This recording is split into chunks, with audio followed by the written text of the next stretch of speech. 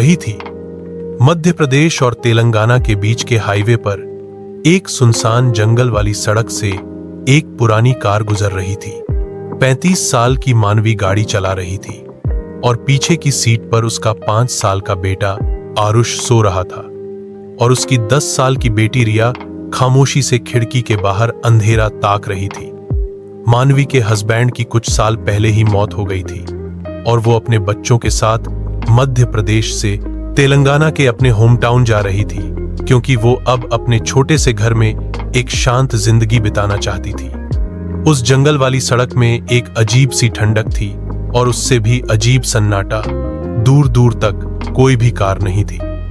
थोड़ी देर बाद मानवी के सर में तेज दर्द उठा। उसने पहले सोचा कि थकान है, लेकिन दर्द धीरे धीरे बढ़ता गया। तभी रिया ने अपनी पीठ पकड़ी और वो जोर से चिल्लाने लगी। इतने में आरुष भी उठकर रोने लगा और कहने लगा कि कोई उसका पैर पकड़ रहा है। मानवी ने जोर से कार की ब्रेक्स लगाई। कार झटके से रुकी। हर तरफ अंधेरा था।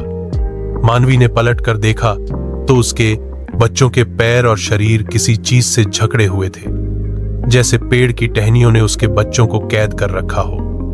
मानवी को कुछ समझ नहीं आ रहा था। औकार के शीशे टूट गए थे और वो टहनियां उसके बच्चों को जकड़कर जंगलर, इससे पहले कि वो कुछ कर पाती, उसकी के अंदर ले गई। मानवी जल्दी से दरवाजा खोलकर अपने बच्चों की जान बचाने के लिए जंगल की ओर दौड़ी। हवा में एक अजीब सी बदबू थी, जैसे हर जगह सड़ा हुआ मांस हो। सभी पेड़ जोर से हिलने लगे, जैसे कोई तूफान आने वाला हो। जंगल के अंदर से एक अलग ही डरावनी आवाज आ रही थी, जैसे कोई बहुत भयानक राक्षस उसके अंदर से गुर्रा रहा हो।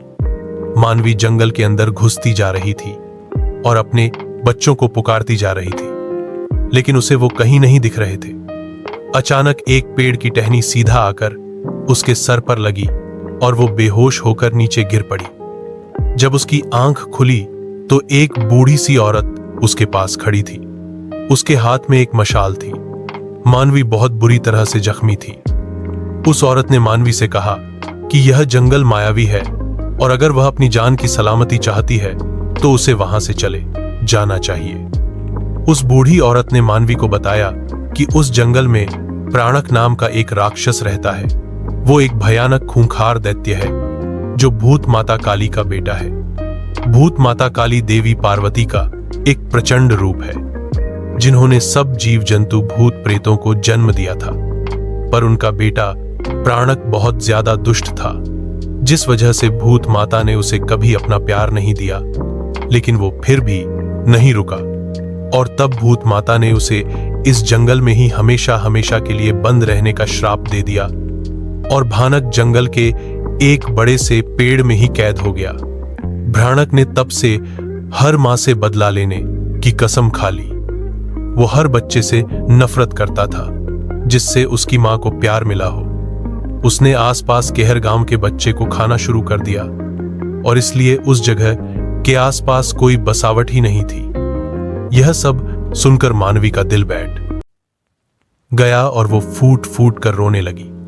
उस बूढ़ी औरत ने मानवी को कहा कि अब तक व्राणक उसके बच्चे निगल चुका होगा, पर इसीलिए उसे अपनी सलामती के लिए वहां से चले जाना चाहिए। लेकिन मानवी ने उससे कहा कि वो एक मां है और वो अपने बच्चों को ऐसे छोड़कर हरगिज नहीं जाएगी, चाहे उसकी जान ही क्यों ना चली जाए। इस पर उस बूढ़ी औरत ने उसे आशीर्वाद दिया और कहा कि भूत माता काली तुम्हारी रक्षा करे। और इसके तुरंत बाद जब मानवी ने बूढ़ी औरत की तरफ देखा तो वो वहां पर थी ही नहीं, बल्कि वो दूर दूर तक कहीं दिखाई दे ही नहीं रही थी। ऐसा लग रहा था कि जैसे वो हवा में कहीं गायब हो गई हो, बस जमीन पर उसकी मशाल पड़ी थी। मानवी ने वो मशाल उठाई और आगे बढ़ी। जंगल अब और गहरा और भयानक लग रहा था। हर पेड़ में जैसे शैतानी आंखें थी जो उसे देखे जा रही थी। भ्राणक की गुर्राने की आवाज भी बढ़ती जा रही थी। धीरे धीरे जंगल की जमीन से जड़ें बाहर निकल कर आने लगी। मानवी ने मशाल की मदद से कुछ जड़ें जलाई और आगे बढ़ने लगी। थोड़े आगे जाने पर उसे एक बहुत बड़ा और पुराना पेड़ दिखा। उसकी टहनियां एक दूसरे में घुसी हुई थी और एक मोटा गुच्छा हवा में लटक रहा था। उस गुच्छे से हल्की हल्की चिल्लाने की आवाज आ रही थी।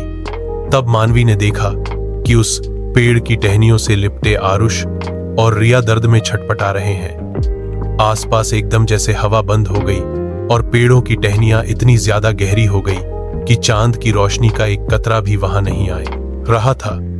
तब सिर्फ एक लाल आंखों का जोड़ा अंधेरे में चमक रहा था। मानवी को समझ आ गया कि उसके सामने राणक है, वही दैत्य जिसके बारे में उस बूढ़ी औरत ने उसे बताया था। उसका रूप इंसानों से परे था। उसका शरीर पेड़ की लकड़ी से बना हुआ था और उसके मुंह से लाल आर टपक रही थी। वो मानवी के सामने ही उसके बच्चों को खाने वाला था। मानवी आगे बढ़ी, लेकिन राणक ने पेड़ की टहनियों से उसे भी जकड़ लिया और हवा में उठा लिया।